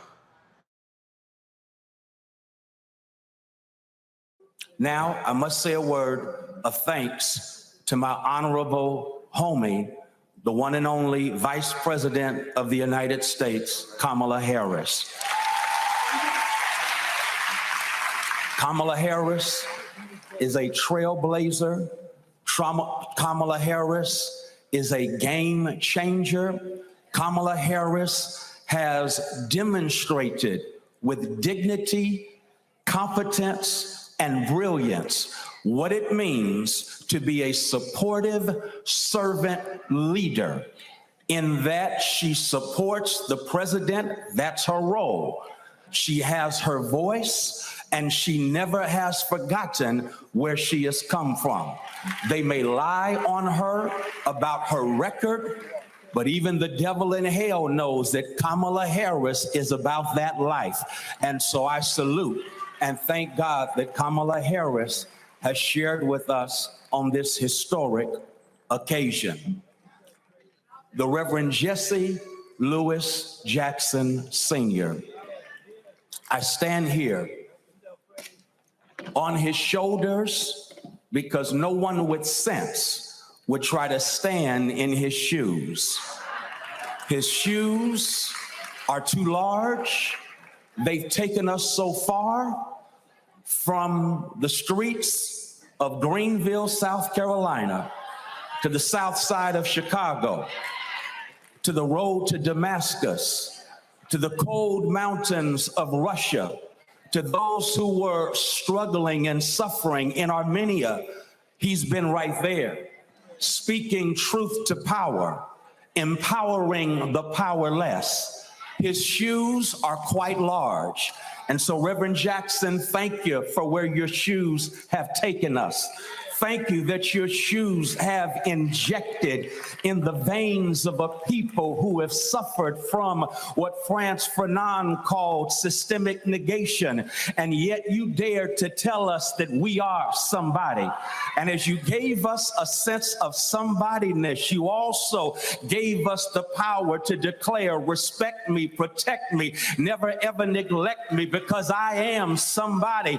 I am God's child. Thank you, Reverend Jackson, because your shoes have gone there. Your shoes have taken us there. But not only have your shoes taken us spaces reminding us that we are somebody, but thank you that in 1984 and 1988, you dared to have a nation that had too much death dealing, a nation that had so many of us in despair because of the pushback against the progress of the civil rights movement. And yet you took the baton of freedom fighting from the hand of the drum major for justice, Martin Luther King Jr., and you dared to say to a nation, go ahead and keep hope alive.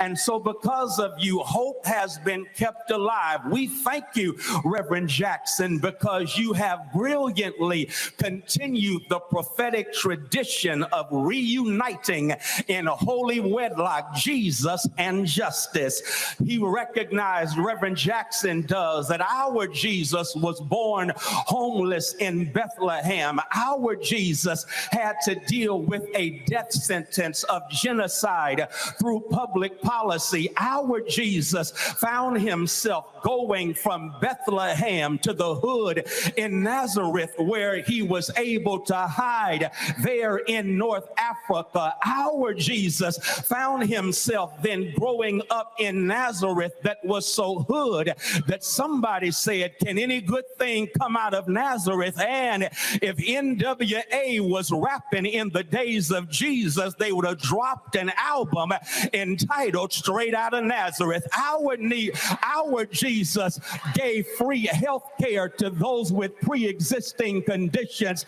Our Jesus took a 2-piece and 5 biscuits and gave food to those who were food insecure. Our Jesus led a march on Washington. We like to call it a Palm Sunday processional. No, it was a march. It was a demonstration against the Roman occupation and oppression. And our Jesus, when the crowd told the kids to chill out and quit making noise, Jesus said, no, the only way to get attention of the power structure is to make some noise. And Jesus made noise until he was lynched on a cross on Calvary. And when he got lynched on a cross on Calvary, the good news is, y'all know I'm a Baptist preacher, Dr. Brazier, so I got to go there early Sunday morning.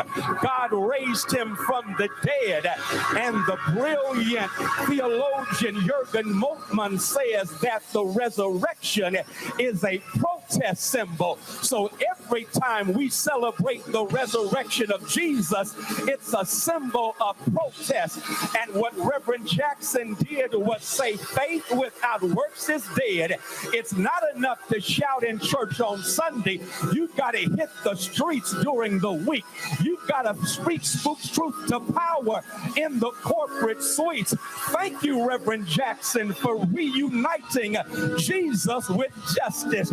But not only that, thank you so much, Reverend Jackson, because we find ourselves sadly in a day where the courts are doing everything in their power to remind us that everything legal ain't necessarily just. Yes, what has been passed by the Supreme Court is now law. It is legal, but we all know that everything that's been legal has not been just. Slavery was legal, but God knows it wasn't just. Jim and Jane Crow apartheid was legal, but God knows it was not just. Banning affirmative action may be legal, but God knows it is not just. But I'm glad I'm standing on the shoulders of a Jesse Jackson who says when they ban affirmative action, we've still got action that is affirmative. Our action that is affirmative can push this administration to expand a Supreme Court that is not normal. Yes, we have our own affirmative action, and that is we can register and vote, mobilize our vote, get out the vote, and then turn them out. In the name of Parliament Funkadelic, we're going to turn this mother out because we've got action that is affirmative, even though you tried to ban affirmative action. Yes, I'm simply trying. Right. So y'all want to see the full program? We live stream this on the Black Star Network app. You can get our YouTube channel as well. Larry, I want to go to you first, and that is what I think really is necessary when you start looking at our organizational structure, and that is obviously new energy, but more importantly, understanding what we are up against. And we talk about this all the time. Literally what Republicans are plotting and planning, we discussed it in the first hour, is going to already has had, but it's going to have a detrimental effect on future generations of African Americans. We cannot check out of this process next year because what they have in store will cause great harm to the future survival and the viability of Black folks moving forward. Absolutely, Roland. First, congratulations. It's great to see this peaceful transition, so to speak, when it comes to the Rainbow Push Coalition. But what you highlight is really important, Roland. We talk about a lot of important topics, but I really hope people understand that 2024 is a significant milestone. And you're right. We saw what happened in affirmative action. We've seen what happened in terms of, reversing Roe v. Wade in terms of women's right to choose. This is just the beginning. And if we are not careful in terms of not just Donald Trump, but obviously holding on to the Senate and then retaking the House, we're going to be in serious trouble. Our democracy is at stake. These people have been planning for decades to implement certain policies and procedures that make it difficult for minoritized folks, particularly Black folks. And listen, Roland, Black folks are not going back to Jim Crow. So if we don't want some of these archaic policies to come back, we have to make sure, as you've talked about all the time on your show, we have got to get out to vote.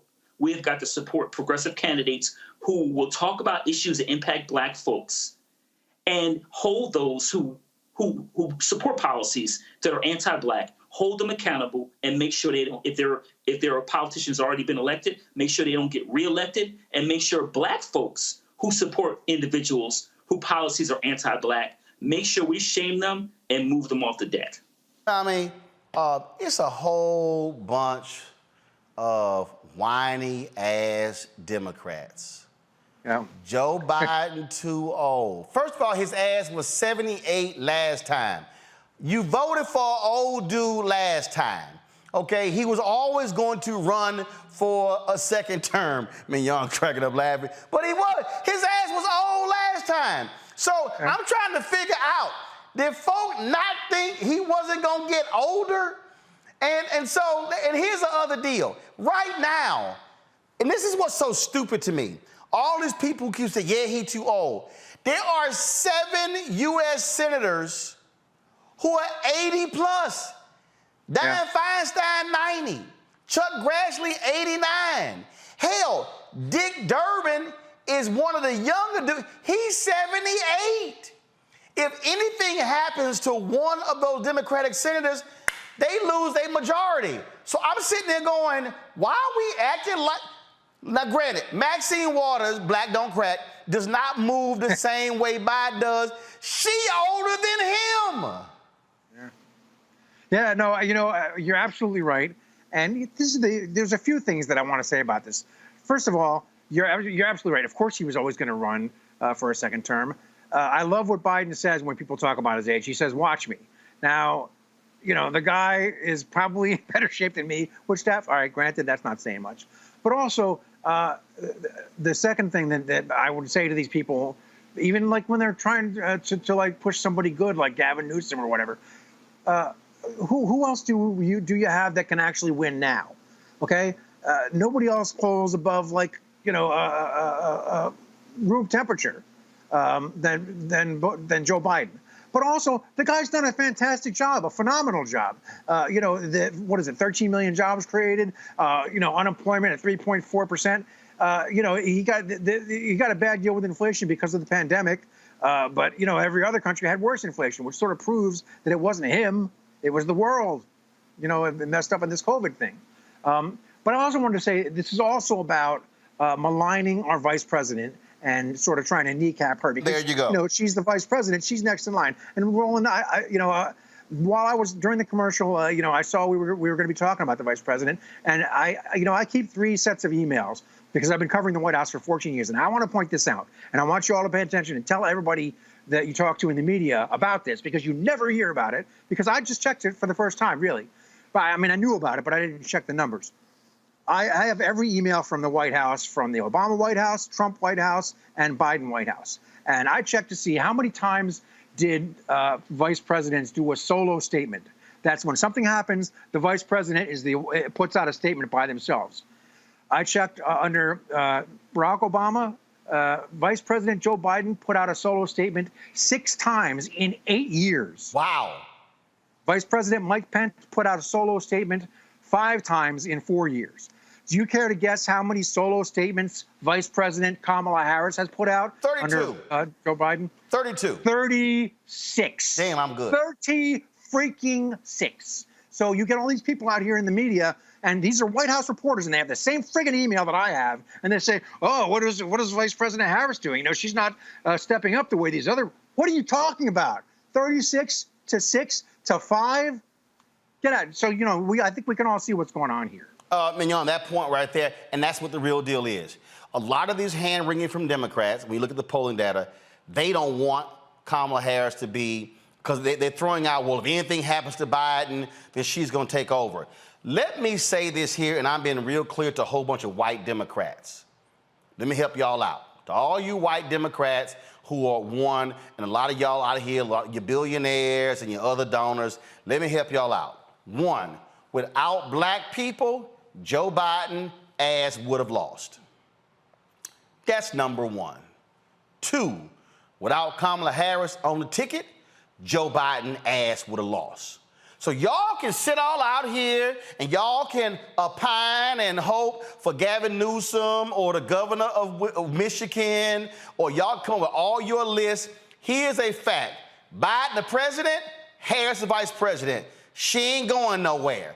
Y'all, and one of the reasons that her numbers are so low is because Democrats kept trashing her the first 15, 18 months, and they helped bake in the negative view of her and what Tommy just said. So the same folks who are complaining, contributing to the problem, the bottom line is this. Folk need to understand Republicans are trying to cement power for the next 50 years. Mignon, too many Democrats keep focusing on the next 2 years. That's stupid.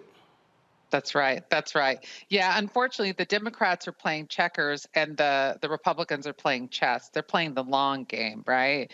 And this entire thing with Kamala Harris is it's quite sad when you think about it, because this woman has worked so incredibly hard to get to where she is. And as the segment was saying, she hasn't forgotten who she is, right?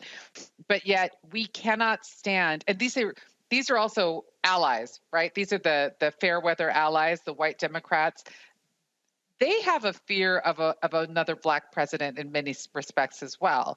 They don't understand. They don't know for sure if she's got what it takes or if she can actually take the position, which obviously we know that she's well equipped to do so. And so this whole notion about playing down, playing Joe Biden's age, I'm sorry, that was just really funny to me because he is old, and he's always been old, and he'll still be old. But he's the most qualified individual that we have right now. He's our best chance in any kind of social justice, racial justice, any sort of advancement in Black and brown communities. And Kamala is going to be there right behind him to make sure that we get to where we need to go. So I think the people need to understand she's a strong woman, and they should never underestimate. And she came from an HBCU. They should never underestimate the power of a strong Black woman. And I also think that is what the Republicans fear the most. Listen, all y'all watching, listen, I'm trying to tell y'all what these people are planning on is ugly. And if we don't sit here and exercise our power, trust me, they're going to do so. Going to a break, last segment, we're going to talk about Marketplace segment. That's next on Roland Martin Unfiltered on the Black Star Network.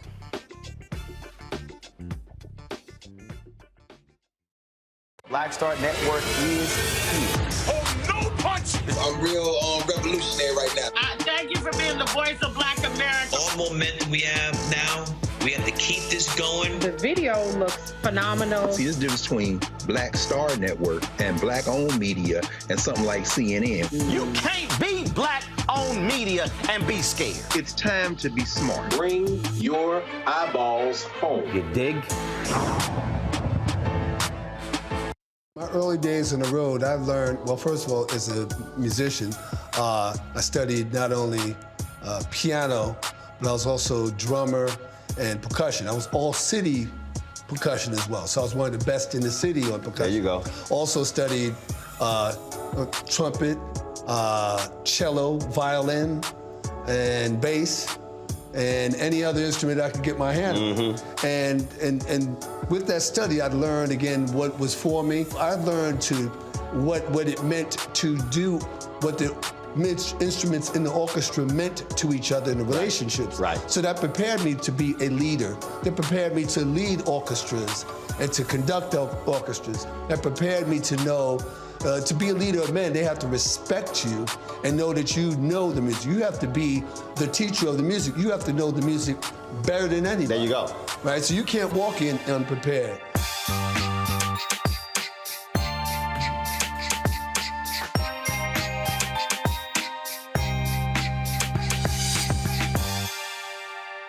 This is Essence Atkins. What's the love king of R&B, Raheem Devon? It's me, Sherry Shepard, and you know what you watch. You're watching Roland Martin, Unfiltered.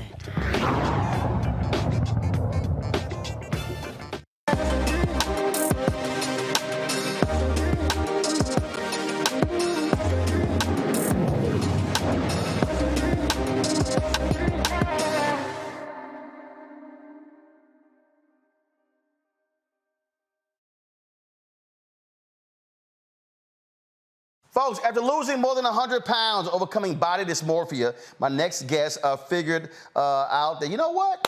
How about if I do my own line of swimwear? So she created My Legkini for women who didn't want to show too much skin.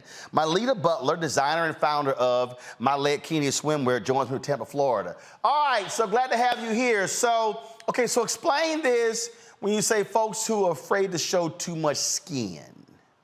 Well, hi, Roland. Thank you for having me. I just want to say, before I say that, I'm going to say you look great. Looks like you've been losing weight. And I know one thing about losing weight, it's not for the weak. So I just want to congratulate you on that. But yes, that's called walking 18 holes playing golf. There you go. That'll do it. But you know what's funny? That's how I lost a lot of my weight, doing what I love. See, people think you got to go to the gym to lose weight, and I love to dance. So I was embarrassed to go to the gym, but I knew I could dance in my living room. So I'd turn on MC Hammer, Beyonce, and just go at it for about a good 30 minutes every day, 5 days a week. And that's how I lost the first 32 pounds. So I congratulate you. You found what you love, and that's how you were able to get the weight off. So what it was, once I lost all the weight, I thought, you know what? I was happy. I was excited, Roland, going to buy new clothes, because you don't lose over 100 pounds and not have to buy a new wardrobe. And so I did. And I remember going to the store and trying on swimwear and just crying in the dressing room. And I thought, you know what?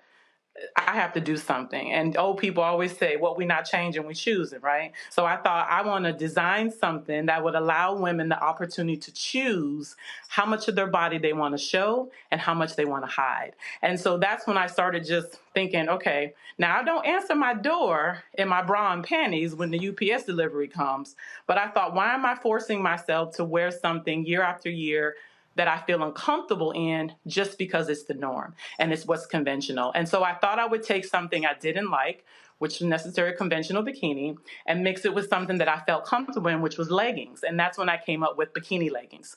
So I love it because it gives women the opportunity to either go from the gym or swim, or from the beach to the street without skipping a beat. It's reversible, moisture wicking, tan through, lightweight, and so they actually can stop doing that whole cover up, if you will. You know, they'll buy the bathing suit, Roland, and then they turn around and buy a cover up, you know, because then they're insecure about certain parts of their body showing. And so I wanted to design something so where they didn't have to actually put the cover up because they were already covered, but also feeling and looking amazing. Well, hell, we had an expert on yesterday talking about skin cancer, and you talk about, you know, again, protecting your skin when you're out in the sun. So this does it as well. What has been the response from people? First of all, when did you start the company?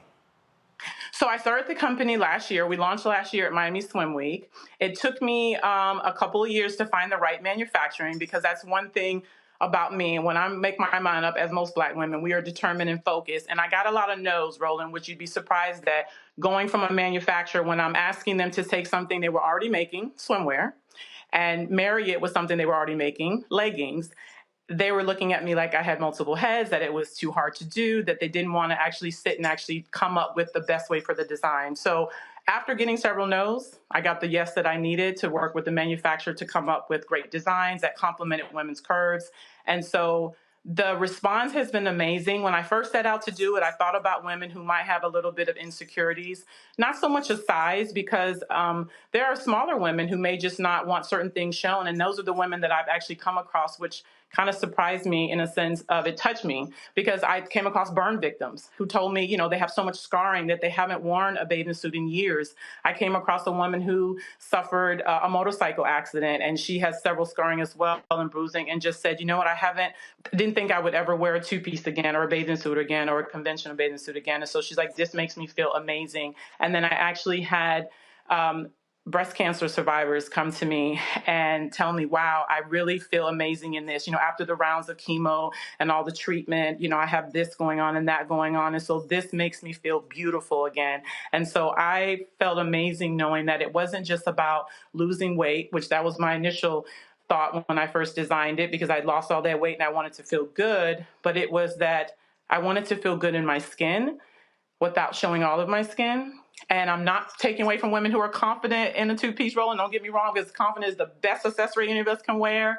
But I wanted something that made me feel comfortable and confident in my skin. And I knew I wasn't alone in designing that for other women who too felt the same way. Cool. Questions from my panel. Mignon, you go. Sure. So my question to you is, I looked up your story a little bit, and it's so incredibly inspiring. One of the things that I wanted to understand a little bit more is, oftentimes we have these ideas about what we want to do, and you know, we don't necessarily go off on our adventure. We stay in our normal jobs, in our 9-to-5s, constricted, right? But we never really have that push to the next level. And so, because there's so few Black-owned businesses in this country, I wanted to know, what was it that made you sort of take that extra step to go out on your own? And did you have mentorship, or did you have other resources that you used to help you make this decision? I'm trying to encourage some family members that don't belong in corporate America to pave their own way. So I'd love to have a little bit of insight from you about how you started your business. Well, thank you for those comments, and thank you for asking. I would say this. I think a lot of people are sitting on their gift. I think there are things that naturally come to us that we second guess because we are in that 9 to 5, and we don't think that we should step out on that. Now, I continued to work my regular job while I was pursuing this, and sometimes that's what we have to do. I used that to fund what I was doing. And in my case, I researched and realized there was nothing out there like what I had designed. And actually, it came to me in a dream. I literally woke up one night and God put it on my heart, my vision, and I knew right then. This is why we always tell people, listen and trust the Holy Spirit and trust God when he speaks to you. I woke up and I began to sketch, and I could see the designs and see the drawings immediately. And then I got up and began to just cut up like a bikini and some leggings and began to marry them together. And it just came second nature. And so then I looked and realized, okay, if there's nothing out here, I probably should protect it, which another thing Black and brown people don't do. And I applied for patents. So I did have a mentor that I ran it by, and I asked, what do you advise me to do? And the number one thing was, of course, if I can apply for patents and also trademarks to protect the name, and coming up with the name, taking bikini and leggings and coming with my legkini. So as a bikini for your legs. So I would advise people, if they're thinking about it, if it's coming second nature to them, we are, I have a shirt that says Daughter of the King, and I have to remind myself sometimes that we're multifaceted just like God, and so we're here to do more than one thing. So if they're thinking about doing whatever that it is, and it keeps coming to them, and God speaks to us in different ways, I would encourage them to do it, but also to seek mentorship. Those that are already doing it have gone before, because they can share with you the lessons that they learn. But let me preface this, though. I always tell people to protect the dream in its infancy, because that's when it's the most vulnerable. Because I think sometimes when we are setting out on something, especially something different, then the dream could be killed before it even got started. That's right. Thank you. Larry. First of all, congratulations. I think this is a great concept, and I love the name. So can you talk a little bit about your marketing strategy and how it's evolved since you initially developed the concept? So when I first got started, I was not in the social media world. I was a dinosaur, according to the world of social media. And that was one thing my mentor had told me, is that when you start a business, you want to make sure that you have a social media footprint. And so since we all hold in our hands a free marketing tool, I had to get comfortable with going on social media and using the different platforms to market my business, to talk about my story, and to get my brand out there. Also, I'm learning the importance of people's stories. So as more people are purchasing the product, have continued to purchase the product, I've learned to really listen to them, to take the feedback, so that I am able to continue to market the product, but also to hear from my customers, to know how we can improve the product, and also to share their stories, to know that it's not just me, not just something that I love, that it's something that they're loving and falling in love with, and how it's affecting their lives positively. Tommy. Yeah, hi. Well, first of all, I want to say that I would absolutely wear something like a three-piece swimsuit for men. So hopefully you could start working on that. I would absolutely buy that. But I wanted to, I can't even imagine what it must be like to go through all the steps that it takes for you to launch an invention like this. And I was thinking when you were speaking, can you think of a time when when you had to deal with a rejection, what that was like and how you got past it? Like, what was the hardest rejection you experienced, and how did you get past it? The hardest was that I was told that my concept would, basically it wouldn't sell, that it really didn't make sense, that women want to show their skin, that they want to be, in a two-piece and exposed, or that it meant if we wanted to cover up, it meant we didn't love ourselves. And I feel like that's the biggest misconception. It's not that we don't love ourselves, we just don't want certain parts of our body shown. So I think when I went to the first two manufacturers and I was basically told no, like, no, it's too difficult. This can't be mass produced. It doesn't make sense. We're not going to be able to do X, Y, and Z. And I could see it as clear as day going back to my sketches. And I realized that in life, especially when you believe in something and it's been put on your heart, you're going to get no. Like I knew there were going to be no's. I didn't expect automatically it would be a yes, but I realized that was practice for the yes that I was going to get. And I needed to continue to keep pushing, especially I knew it was something that I believed in and it was bigger than myself. Yeah, it sounds like you didn't blink. I got to tip my cap to you. Way to go. Marlena, where do folks go to check out the swimwear? Yeah, so go to swimwear is mylakini.com. I also have on the website where I share my book, my weight loss journey of where I lost over 160 pounds. I teach people that we plateau because we lack a plan and how to have that plan to be able to overcome that and how to be successful in life in your personal as well as your professional life. I share little tips and tools and things like that. But mylakini.com. I'm also on Instagram, mylakini, and at mylita_Butler on Instagram as well. All right. Well, appreciate it. Thanks a bunch. Good luck. Thank you so much, Roland. All right, Mignon, Larry, Tommy, Mustafa left earlier. I appreciate all of y'all being on today's panel. Thank you so very much. A great time had by all. Before I go, shout out to my sister, Levita Martin Marshall. She turned 53 today. Is it her birthday today? Her birthday today? What's today? Hell no, it's next week, but whatever. She turns 53, so I got her days mixed up, but I ain't gonna be here when her birthday, so I'm gonna give her a shout right now. So that was one of the dresses I got for her when she was in Ghana.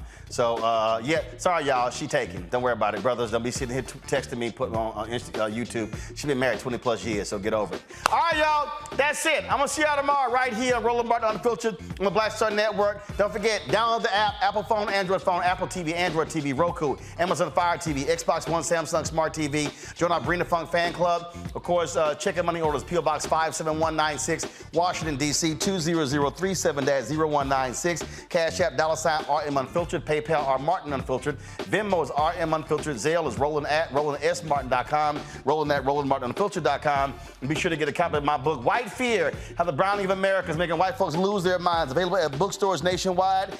Get it on Amazon, Barnes & Noble. Download it on Kindle. Folks, I will see y'all tomorrow. Ho! Folks, Black Star Network is here. Oh, no punches! I'm real revolutionary right now. Support this man, Black Media. He makes sure that our stories are told. Thank you for being the voice of Black America, Roland. Stay black. I love y'all. All momentum we have now, we have to keep this going. The video looks phenomenal. See, there's a difference between Black Star Network and black-owned media and something like CNN. You can't be black-owned media and be scared. It's time to be smart. Bring your eyeballs home. You dig? Pull up a chair. Take your seat. The Black Tape with me, Dr. Greg Carr, here on the Black Star Network. Every week, we'll take a deeper dive into the world we're living in. Join the conversation only on the Black Star Network. Hi, I'm Dr. Jackie Hood Martin, and I have a question for you. Ever feel as if your life is teetering and the weight and pressure of the world is consistently on your shoulders? Well, let me tell you, living a balanced life isn't easy. Join me each Tuesday on Black Star Network for A Balanced Life with Dr. Jackie. We're all impacted by the culture, whether we know it or not. From politics to music and entertainment, it's a huge part of our lives, and we're going to talk about it every day right here on The Culture with me, Faraji Muhammad, only on the Black Star Network. I'm Deborah Owens, America's Wealth Coach, and my new show, Get Wealthy, focuses on the things that your financial advisor and bank isn't telling you, but you absolutely need to know. So watch Get Wealthy on the Black Star Network.